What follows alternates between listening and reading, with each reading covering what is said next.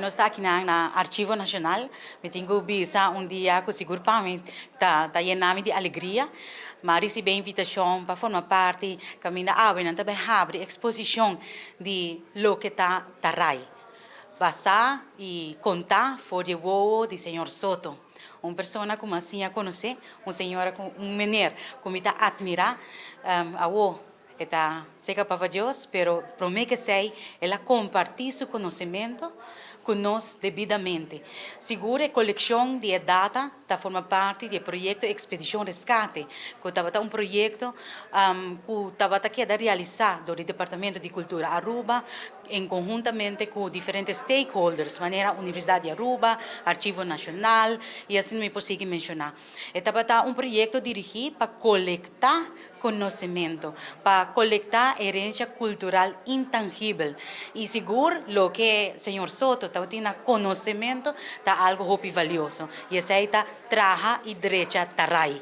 Pensei, algum ano atrás, tempo eu me trabalhando ainda no Departamento de Cultura, me a percorrer Dor como será conhecido o senhor Soto, viaja como chega de visita e ampliamente ele toma o tempo para explicar-me turcos, mas é muito importante para percorrer, para saber que queda documentar. E lastimamente mesmo não está presente conosco, pero nós vamos mirar o vídeo que queda gravar, e highlights de Sakinan, e também tudo o que agora sua família está compartilhando conosco no material e também toda sua informação que ela larga atrás. Para mim, significa algo grande, que me surpreendeu agora invitar para que não ao presente, para cena me também dar meu comentário enquanto de pescaria.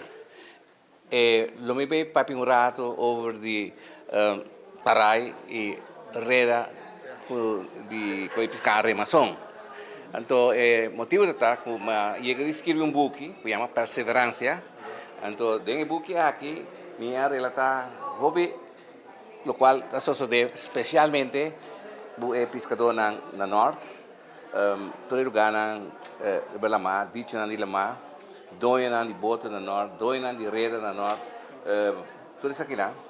Então, tradona de bote, etc, tiramento de rede, todo o nome aqui, nome.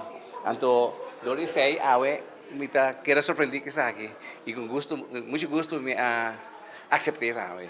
Então, me cooperar também com algum amigo de mim para trazer par de tarai, alguns coisas para cima por mostrar com este lugar realmente lot, parede, etc.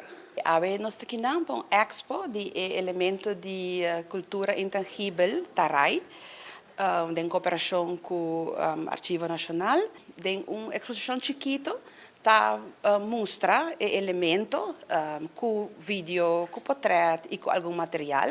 E essa aqui tá uma exposição chiquita, pero que toch tá dando roupa informação. E que tá roupa great, tá público por bem assistir e o que é até com dezembro na Arquivo Nacional.